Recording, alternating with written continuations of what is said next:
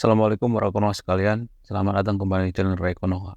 Setelah saya meneliti dan memahami, ternyata konflik G30 SPKI ini, polemik G30 SPKI ini, masalah G30 SPKI ini ternyata adalah konflik politik. Jadi nggak ada hubungannya dengan ateis.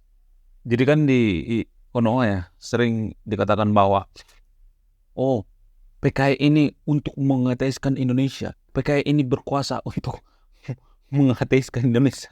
Bikin Indonesia tidak beragama kan. Waktu saya kecil ya, saya sangat sering mendengar kalimat-kalimat seperti itu. Jadi PKI ini melakukan pemberontakan G30 SPKI itu. Membunuh jenderal-jenderal itu. Untuk apa? Untuk mengateiskan Indonesia. Untuk bikin Indonesia itu tidak beragama. Kan ada isu-isu seperti itu kan. Ada kalimat-kalimat seperti itu.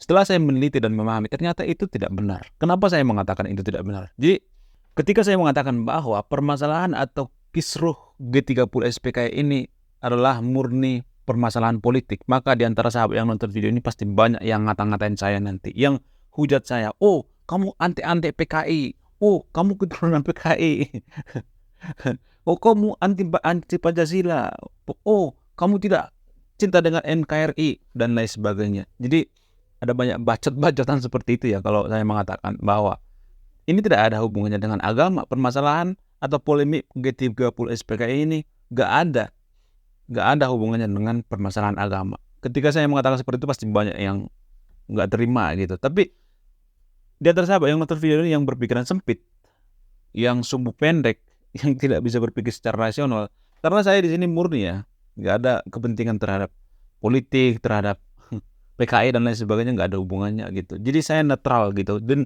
saya akan memberikan fakta sejarah yang sebenarnya, dan ada sumbernya, ada datanya. Nanti datanya saya akan tampilkan di deskripsi dan di video juga ya. Jadi bagi sahabat yang nonton video ini, kalau bisa membantah, bantah aja, tapi dengan data yang akurat. Jadi kita mulai dari Dan Aidit. Dan Aidit itu, dia adalah seorang santri. Bahkan dia khatam dengan Quran. Dia pendadaran agama itu sangat kuat. Orang tuanya atau lingkungannya itu sangat religius. Jadi tidak ada hubungan masalah ini dengan permasalahan PKI ini dengan mengateiskan Indonesia. Sedangkan yang melakukan pemberontakan itu sendiri adalah Dan Aidit. Dia punya latar agama yang kuat. Dia adalah seorang santri. Nah, yang jadi permasalahan adalah kenapa dia berontak? Apa tujuan dia memberontak? Lalu poin kedua misalnya, Soekarno diisukan bahwa Soekarno diduga terlibat dalam G30 SPKI ini. Terduga ya, belum ada yang pasti. Tapi yang pasti berdasarkan data, Soekarno ini justru yang menyuruh Untung gitu. Menyuruh Untung untuk apa? Untuk membereskan dewan-dewan jenderal itu. Jadi sebenarnya dewan jenderal itu diketahui oleh Soekarno, dan suruhan Soekarno juga kepada Letkol Untung untuk membereskan dewan-dewan jenderal itu, atau isu-isu kudeta daripada dewan-dewan jenderal itu. Dan poin ketiga, Untung dalam kisah ini, dalam kisah G30 SPK ini tidak seperti namanya beruntung. Dia adalah tokoh yang paling apes dalam sejarah G30 SPK ini. Padahal dia adalah seorang tentara atau prajurit yang heroik. Dia punya prestasi yang luar biasa. Dia bisa mengalahkan kurang lebih 150 pasukan Belanda hanya dengan 10 pasukan, kurang lebih 10-50 orang pasukan Indonesia melawan 150 lebih pasukan Belanda. Dia dengan heroiknya, dia adalah di situ komandan, dan dia diangkat menjadi saat itu komandan Cakrabirawa. Saat sekarang ini Pas Pampres. Jadi dulu Cakrabirawa, sekarang Pas Pampres. Dia adalah komandan Pas Pampres zaman dulu. Dan dia tidak seberuntung namanya. Bagaimana kisahnya? Kenapa dia tidak seberuntung namanya? Jadi saya akan membahas polemik G30 SPK ini dari 3 sudut pandang ya, atau 3 poin ya. Pertama tadi dari poin Dan Aidit, kenapa dia memberontak. Yang kedua, kenapa Soekarno menyuruh Letkol Untung ini membereskan jenderal-jenderal yang tidak loyal itu. Dan yang ketiga, poin yang ketiga, bagaimana nasib Untung setelah itu? Apakah benar-benar Untung ini bertemu dengan Soeharto? Konon katanya pasukan Letkol Untung ini pasukan Soeharto juga, karena Soeharto itu atasan daripada Untung langsung. Jadi dia berkoordinasi sebelum melakukan penjemputan kepada jenderal-jenderal ini. Konon katanya dia berkoordinasi dulu sama Soeharto. Jadi bagaimana kisah selengkapnya? Jadi kita akan bahas ya pelan-pelan ya, mulai daripada poin pertama tadi, yaitu poin kisah hidup daripada Den Aidit atau Dipa Nusantara Aidit. Jadi Den Aidit ini atau Dipa Nusantara Aidit ini sebenarnya Dipa Nusantara itu sebenarnya ditambahin sama dia karena dia terinspirasi daripada Pangeran Diponegoro, Dipanegoro. Jadi kan agak mirip-mirip ya. Jadi sehingga dia mengganti namanya ketika dia sudah merantau ke Jakarta. Tapi waktu dia kecil sangat bertolak belakang dengan kehidupannya dia waktu gede.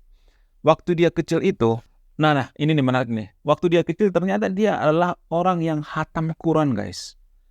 Dia orang yang sangat religius, sekolah di pesantren, keluarganya religius, dia bergabung juga dengan orang-orang atau bergaul dengan orang-orang yang di lingkungan pesantren yang nilai agamanya itu kuat gitu. Jadi tidak mungkin dia seorang ateis. Bagaimana mungkin seorang hatam Quran tapi dijuluki sebagai ateis? Jadi saya akan jelaskan pelan-pelan ya. Ada perbedaan yang signifikan di antara santri lainnya Den Aidit ini. Dia sangat supel, artinya dia sangat mudah bergaul dengan siapa saja. Mau orang China kek, mau aliran apa kek, dari kiri kek, dari kanan kek. Dia sangat supel dalam bergaul, sehingga dia dengan mudah diterima oleh circle daripada Soekarno. Jadi waktu dia kecil, remaja, masih di kampungnya di Bangka Belitung dan merantau ke Jakarta semenjak dia sudah mau remaja gitu, sudah lewat remaja lah gitu. Dan tahun 1940-an dia berangkat merantau ke Jakarta. Nah, di Jakarta dia bertemu dengan Sultan Syahrir, Soekarno, Hatta, dan lain sebagainya. Jadi karena dia adalah orang yang cerdas, kutu buku, dan jago dalam bergaul, maka dia masuk ke lingkungan circle daripada Soekarno. Jadi dia masuk ke circle itu dengan mudahnya.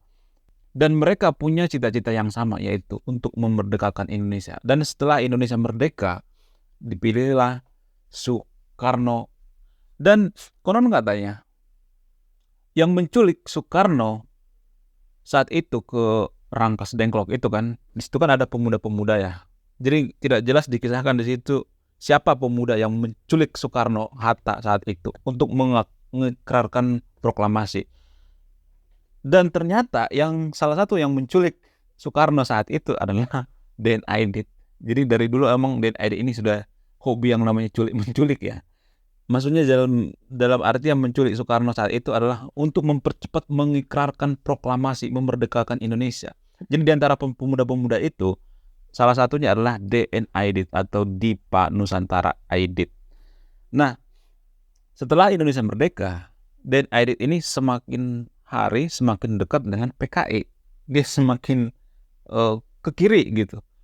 Padahal sebenarnya Den Aidit ini cukup dekat dengan Bung Hatta. Bahkan Bung Hatta itu, konon katanya Bung Hatta ini anak emasnya itu adalah sebenarnya Den Aidit. Jadi Bung Hatta itu sangat dekat banget dengan Den Aidit ini. Akan tetapi karena kedekatan Den Aidit ini semakin hari semakin dekat dengan PKI, maka dia terpapar dengan paham-paham seperti Marxisme gitu, paham-paham kiri gitu, paham-paham dari China, paham-paham dari Soviet dan lain sebagainya. Sehingga dia diangkat menjadi ketua PKI. Dan ketika Den Aidit ini diangkat menjadi ketua PKI, dia makin menjadi-jadi, guys. Dia makin brutal gitu. Bagaimana kebrutalan Den Aidit ini ketika dia menjabat menjadi ketua PKI. Sebenarnya kan ketua PKI ini kan di Indonesia kan banyak kan. Dulunya kan Tan Malaka, sebelum Den Aidit kan Tan Malaka. Tapi Tan Malaka cuma sebentar doang, cuma formalitas doang. Dan yang paling lama itu kan Den Aidit ini.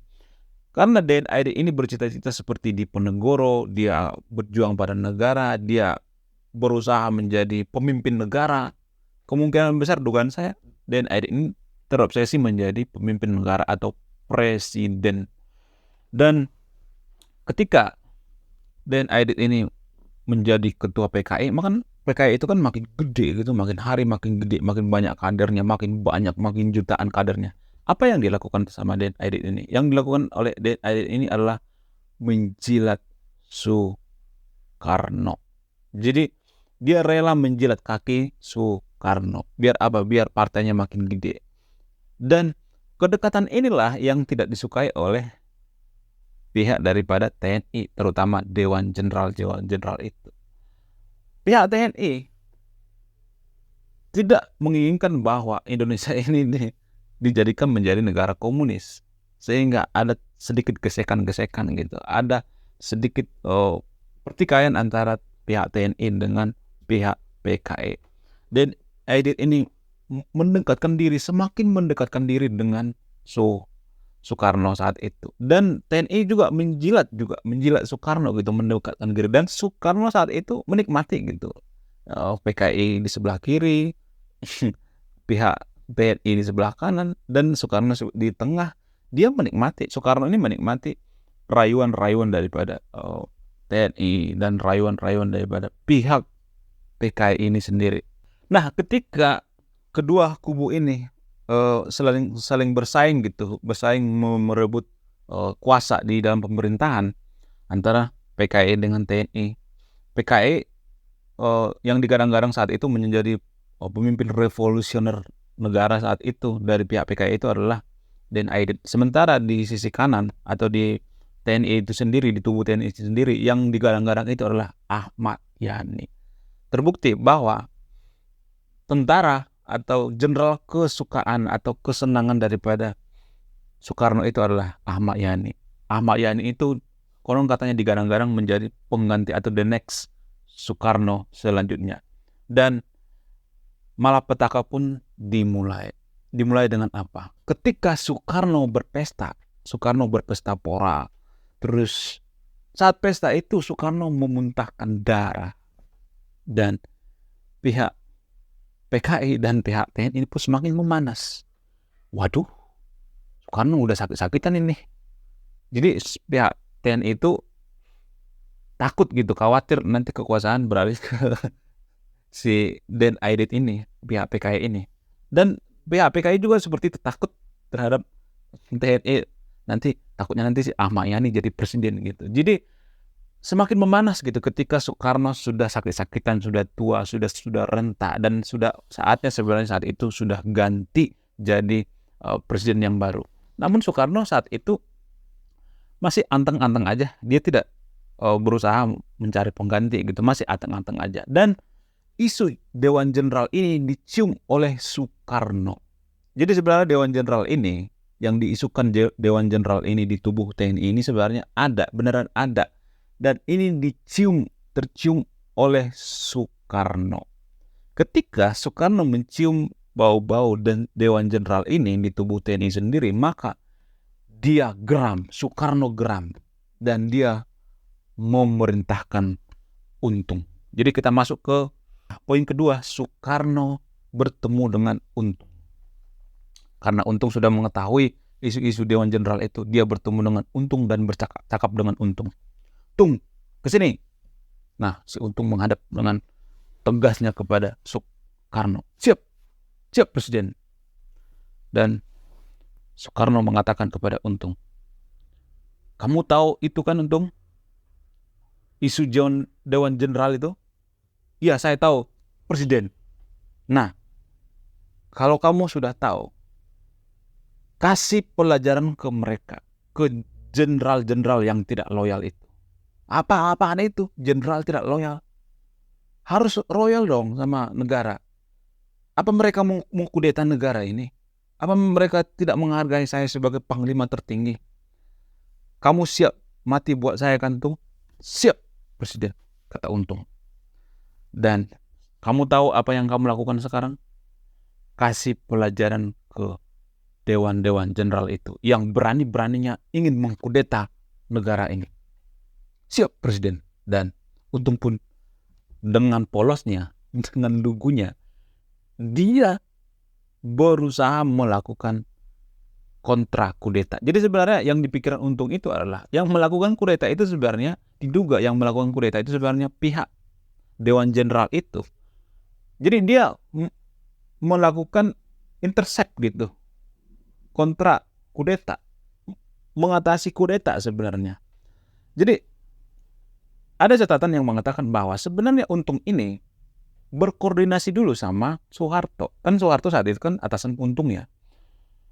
Jadi komandan Untung saat itu kan Soeharto. Walaupun Untung saat itu komandan pas Pampres atau tamengnya Soekarno, dia berkoordinasi dulu. Dia mengatakan seperti ini. Toh, saya mendengar ada desus-desus yang mengatakan bahwa Dewan Jenderal ingin mengkudeta negara.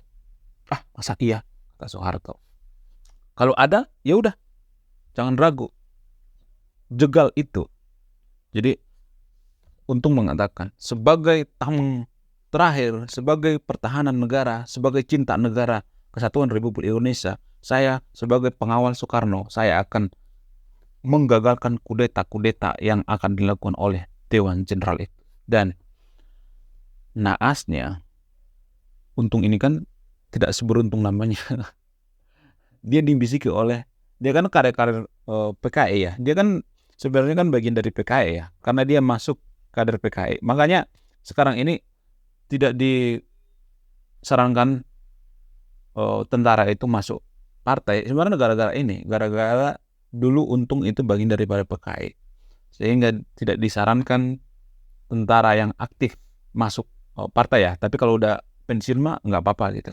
Ini sebenarnya asal usulnya kenapa tentara itu atau jenderal-jenderal itu tidak bisa masuk pengurus partai atau kader partai, dipisahkan dengan partai. Jadi saat itu si Untung ini kan kader dari partai ini ya, PKI. Dia kan dibisik-bisiki dari PKI. Kader-kader PKI. Brodong aja semua jenderal itu. Habisin aja semua jenderal itu. Itu kan pengkhianat negara, padahal dia nggak tahu tujuan daripada PKI ini adalah untuk tujuan politik. Tujuan politik. Ini adalah permasalahan politik yang sebenarnya. Tapi Untung kan lugu orangnya. Yang diperintahkan Soekarno itu sebenarnya kasih pelajaran.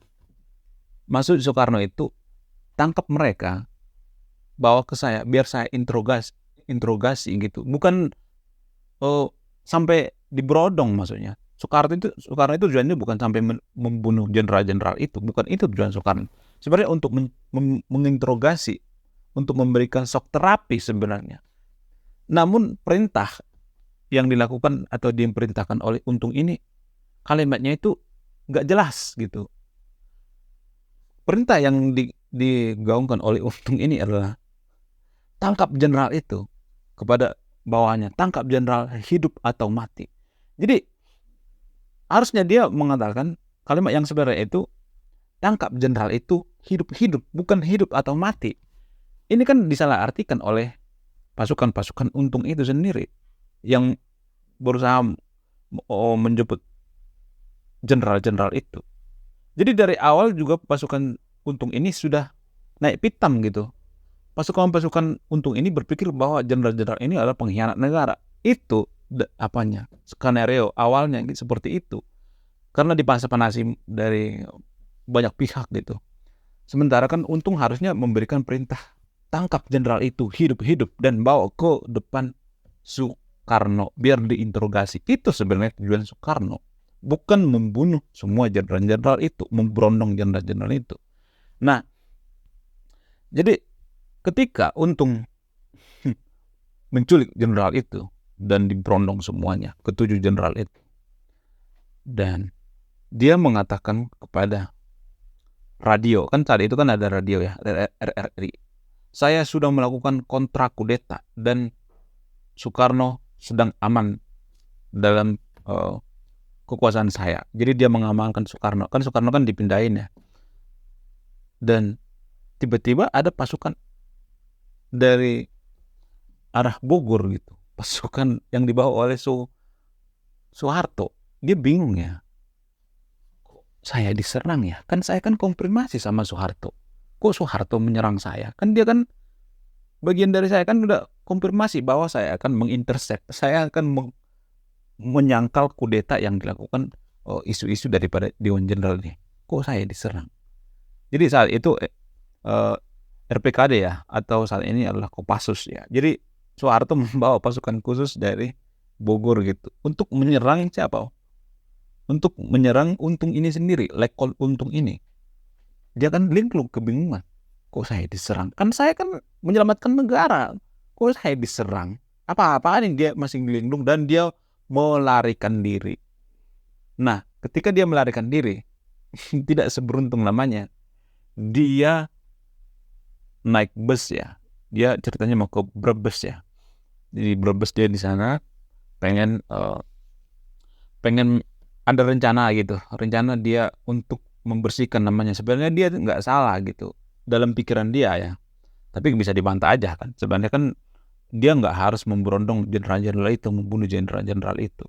Ya ada miskomunikasi di sana. Lalu dia di bus itu diteriaki maling. Dia kan ceritanya mau ke Brebes. Dia ketiduran di mobil itu. Dia melarikan diri nih dari kejar-kejaran pasukan Soeharto ya. Dia naik mobil, naik bus gitu.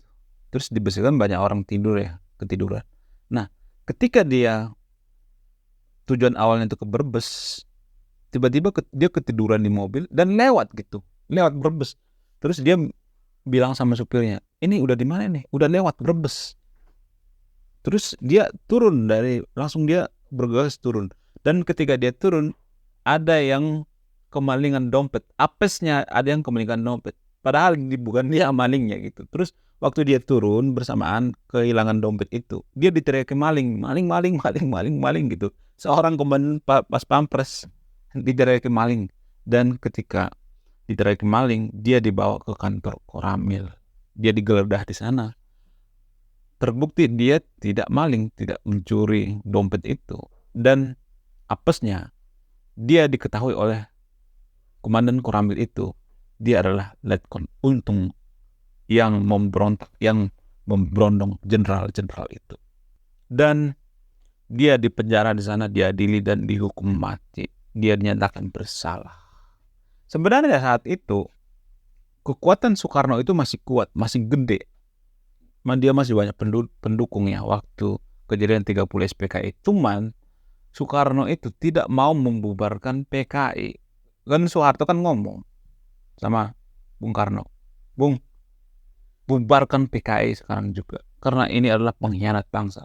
Cuman Soekarno saat itu nggak mau membubarkan PKI ini. Sehingga kepercayaan masyarakat kepada Soekarno itu sedikit turun gitu. Dan lama-kelamaan memberontak dan Soekarno ditinggalkan oleh pendukung-pendukungnya. Sebenarnya kan yang paling setia pada Soekarno saat itu kan Angkatan Udara ya, dan Angkatan Laut. Yang setia dengan Soeharto itu kan Angkatan Darat. Jadi makanya di pemerintahan Soeharto itu Angkatan Laut dan Angkatan Udara itu kan di nomor 2 kan ya, yang di nomor 1 kan itu kan Angkatan Darat. Takutnya nanti terjadi pemberontakan, diduga ya, ini masih diduga ada pemberontakan. Makanya zaman Soeharto itu kan Angkatan Udara dan Angkatan Laut itu kan ini ya masih di nomor 2 kan lah gitu. Nomor 1 kan tuh Angkatan Darat saat zaman Soeharto. Sebenarnya kalau saat itu Soekarno membubarkan PKI, dia masih bisa tetap eksis jadi presiden. Cuman Soekarno saat itu kan nggak mau membubarkan PKI. Kenapa? Karena dia sudah terlampau kadung gitu, terlampau kebablasan gitu, terlampau udah pernah dia menjual Nasakom. Jadi kan Nasakom itu kan Nasional Komunis Agama ya. Jadi ketiga paham ini dijual ke ranah internasional. Makanya di pidato-pidato Soekarno itu dia mengatakan Nasakom ini dijual ke negara lain, dijual ke ranah internasional. Jadi ketika Soekarno disuruh membubarkan PKI ini kan bagian daripada komunis ya. Jadi Nasakom itu kan Nasional Komunis Agama. Jadi dia tidak mau membubarkan ini karena apa? Karena dia malu sama internasional. Mau taruh di mana muka saya ini? Harto. Ketika Soeharto berdebat dengan Soekarno membubarkan PKI itu. mau taruh di mana muka saya ini? Ini udah kepalang saya jual ke ranah internasional. Partai ini udah saya jual gitu. Paham partai ini udah saya jual. Dan dia pun tidak mau membubarkan PKI sehingga dia lengser dengan sendirinya. Jadi dalam kisah ini sebenarnya kalau Soekarno saat itu membubarkan PKI masih tetap eksis dia. Jadi Jadi presiden. Jadi yang paling apes dalam kisah ini adalah untung, tidak seberuntung namanya. Dan yang paling dapat durian runtuh itu adalah Soeharto. Dia posisinya saat itu sangat strategis dan dia yang paling diuntungkan. Karena apa? Karena dari semua jenderal saat itu yang pangkatnya yang paling tinggi itu ya kan Soeharto ya. Kebetulan anaknya saat itu di rumah sakit dan Pak Soeharto mengurus anaknya dan saya juga nggak tahu, ini masih nanti saya bahas di next video ya, apakah ini cuman skenario daripada Soeharto dia berobat ke rumah sakit biar dia tidak diculik dia tidak berada di rumah dan lain sebagainya. Kenapa Soeharto ini tidak masuk daftar dalam penculikan jenderal itu? Apakah Soeharto ini tidak diperhitungkan? Apakah ini bagian daripada skenario? Padahal kan yang saya katakan tadi itu untuk konfirmasi dengan Soeharto saat itu saya akan mengkontra kudeta dalam kisah ini. Jadi nanti akan saya bahas lagi ya di segmen selanjutnya. Apakah Soeharto ini benar terlibat atau tidak. Jadi sekian video ini. Terima kasih. Saya Ray Konoha. Salam rasional.